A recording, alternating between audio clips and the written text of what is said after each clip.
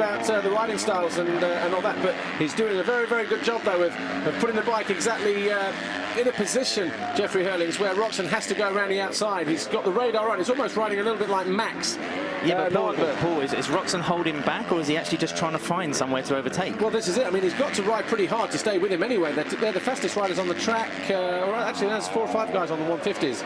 So they're not blazingly fast like we've seen in the past, but I don't know. I think it's Roczen. The thing is, the problem with Roczen, if he is holding back, he can quite as easily make a mistake and fall down whilst just trying to be too smart and hang back anyway. Here we go again, in the outside, through the waves. Portuguese fans getting well into it.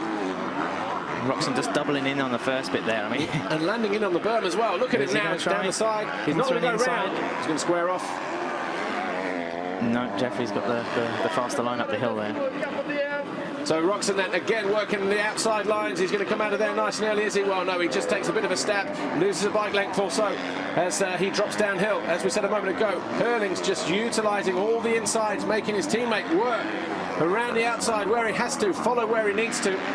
And I think actually just through that wave section and downhill, if he hasn't done him by the finish line, Ken Roczen, I think that might be the area where he feels it's going to be the best position. Look at Herlings protecting the inside through there again, coming across the pit lane. Roczen, though, is he going to square off? No, he gets a little bit wobbly, but look at that, he's got good drive. It's a mistake from the teammate, Herlings, who now pulls the pin, and he's not going to back out of this challenge either. And he does well to keep his own KTM ahead of his teammate, and Roczen just losing the front on the face of that jump into that right-hander. We've got a back marker ahead of him, that's David Cucci on the Latvian on the Latvian Elchny Honda. I do feel a bit sorry for Jeffrey Herlings actually, because one tiny mistake is going to lose him the lead. And I'm pretty sure that Ken's going to, like, you know, eke out like a second at least over that following lap. You know, the race is going to be over. Just to keep people informed, Max Anstey's still in 3rd place, but Zach Osborne like less than a second behind him now. So Zach like trying to make a push late on to take that 3rd place, and he was actually like a second quicker than the Englishman on that one. And Gauthier Paulin still hovering down there in 5th, not really going forward as these two now really start to turn up the heat on each other. And this is the area where we were saying a moment ago, very close through there. And watch Herlings now, he goes inside, there's a back marker ahead of Roczen, he can't do the slingshot through that turn, and that's where I thought he was going to get the driver around this right-hander, jump alongside Herlings as he did a lap ago, and maybe square off and get better drive, but look at him, hard on the brakes, tries it again though, and we've seen some action in the past couple of years over there, down that part of the circuit between the 2 Yamahas of Philipparts and Cairoli, remember? Yeah. And as long as these two don't, well, they'll do well to avoid such a... Philipparts left with a broken finger, I think. He wasn't too happy that day. He wasn't. Well, look at these two now, really letting it all hang out. I think Jeffrey Herlings a moment ago got the wake-up call that he needed. Not that he needed one anyway, but just his teammate showing enough of a front wheel as they came through the finish line area a lap ago.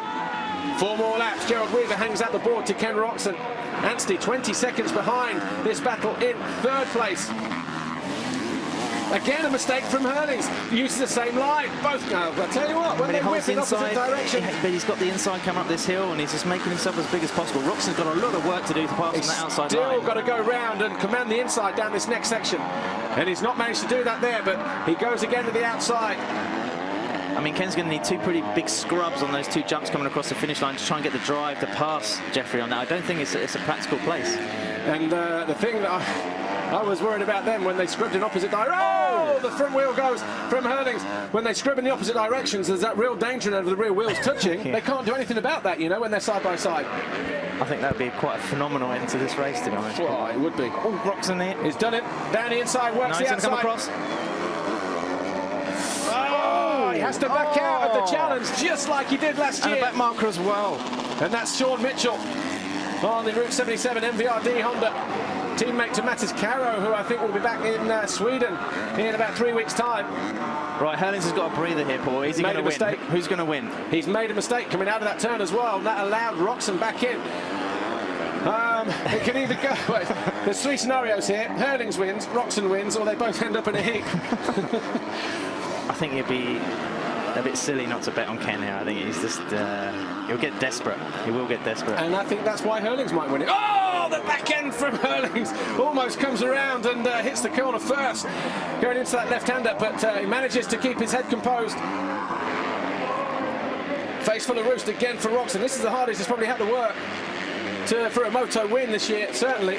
I tell you, we don't mind seeing these two out front, you know, for most of the rest of the year if they keep racing like this. Are they going to get across the line? Yeah, it's going to be 3 laps. Yeah, it's going to be a long way to go. Oh.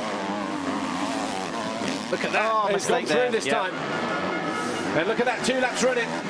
Herlings went to the inside, made a mistake. He heard his teammate round the outside of him. This is now where Herlings needs to respond. Is he going to go after him? Back marker moves out of the way. Is that lead? I think it might be. Yeah, it's one of the Husqvarnas, that's for sure. And it's not Lupino. Lupino's down in 13th, so. So Roczen now, he's maybe going to try and pull the pin and humiliate his teammate, and in doing so might make a mistake. But how will Herlings respond here? Roczen already looking over his shoulder to see if he's broken his teammate. Look at that! And just riding on the ragged edge is Ken Roczen. And I wouldn't be surprised if Herlings saw that. That was the moment he went through on the right-hand side there, number 94. Well, this was 2 laps ago. That was the first attempt, wasn't it? Yeah.